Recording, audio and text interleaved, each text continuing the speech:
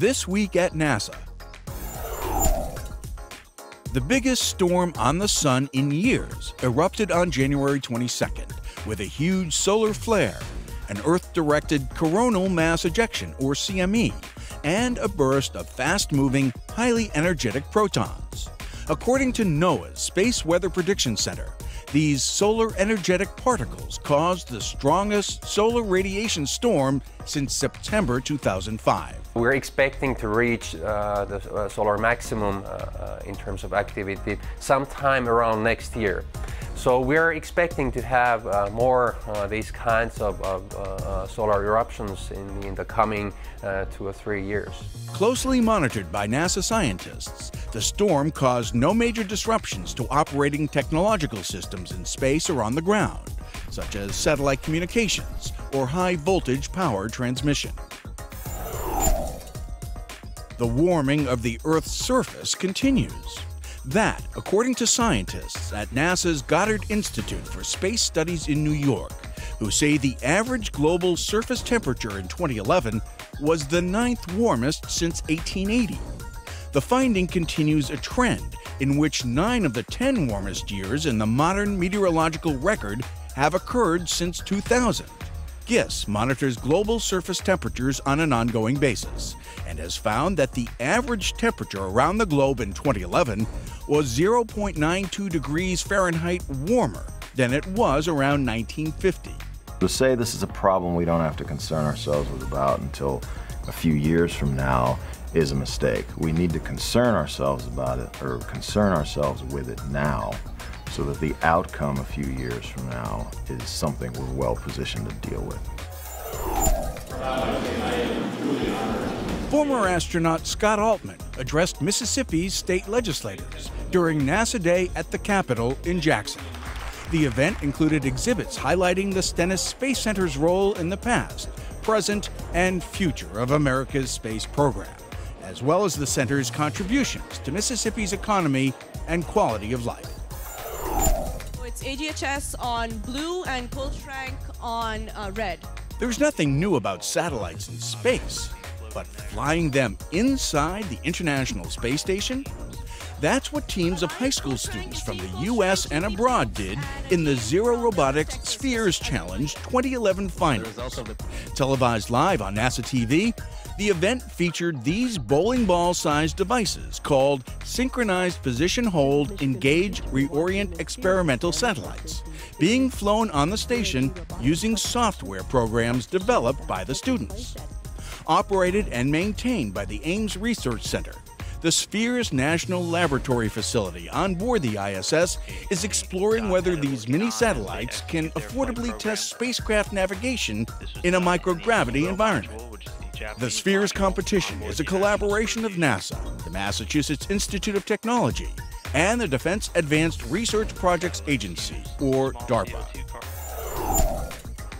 About 350 students celebrated the 19th annual Young Astronaut Day at the Glenn Research Center. A variety of activities appealed to their interest in aeronautics, space science, and engineering. The younger children enjoyed challenges like balancing marbles on a plate in a vacuum chamber, while the older members of our next generation of explorers investigated the building of robotic vehicles able to travel across a simulated planetary surface. Selected as a NASA astronaut after 7 rejections, Cleveland area native Mike Foreman spoke of how persistence can help realize your dreams. If you fail at a goal the first time, the second time, maybe even the third time, I would hope that you guys would get back up and keep trying, to achieve the goal. It might just be, to make the soccer team. The crowning activity of the day, the use of some 2,000 cans of food to build a mini space shuttle, later donated to a Cleveland food bank. An engaging new NASA program brings the excitement of space exploration to children while teaching them to live a healthy lifestyle. Inspired by First Lady Michelle Obama's Let's Move initiative, NASA's Train Like an Astronaut program aims to increase opportunities for kids to become more physically and mentally active. The program uses activities similar to those performed by astronauts before, during, and after space flights to help 8 to 12-year-olds develop good fitness and nutrition habits. It could also be for us older kids because we always need the adults to team in and work with our children to improve their physical fitness, as well as to help them learn about how to live a healthier lifestyle and good nutrition. The activities in Train Like an Astronaut align with national education standards and were developed in cooperation with NASA scientists and fitness professionals who work directly with our astronauts. Actress and spaceflight activist Nichelle Nichols, who portrayed Lieutenant Uhura in the original Star Trek TV series, found many friendly fans during a recent warp speed visit to NASA Dryden Flight Research Center's facilities in Southern California. Nichols related her experiences, both as a member of the Star Trek cast and as an advocate for human exploration of space, to an appreciative audience of Dryden employees. That's what our tax dollars are doing.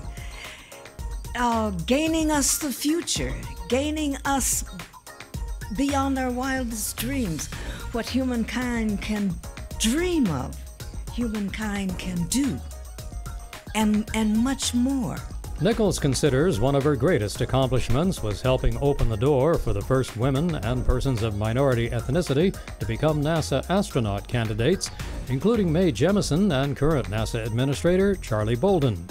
She stressed that Americans not only have the opportunity, but the duty to ensure that NASA's space exploration program remains viable as it seeks to go where no man or woman has gone before. I was always talking to Star Trek fans about why space, why it's important. It's our space. But do you understand that that's not them doing that, that's ours? It belongs us. NASA belongs to me. Say it, everybody. NASA belongs to me. Liftoff. We have liftoff with Apollo 14. 41 years ago, on January 31st, 1971, the Apollo 14 mission began with its launch from the Kennedy Space Center in Florida. Astronauts Alan Shepard, Stuart Roosa, and Edgar Mitchell manned NASA's third mission to land on the moon. It looks like you're about on the bottom step and on the surface. Not bad for an old man. Shepard and Mitchell spent nearly 33 hours in the Fra Mauro Highlands, the same area to have been explored by the aborted Apollo 13 mission. They conducted 2 lunar EVAs and collected more material and scientific data than Apollo 11 and 12 combined. And famously, Commander Shepard swung the first golf club in space, sending 2 balls across the lunar frontier. Miles and miles and miles. Apollo 14 touched down safely in the Pacific Ocean on February 9, 1971. And that's This Week at NASA. For more on these and other stories, or to follow us on Facebook, Twitter, and other social media, log on to www.nasa.gov.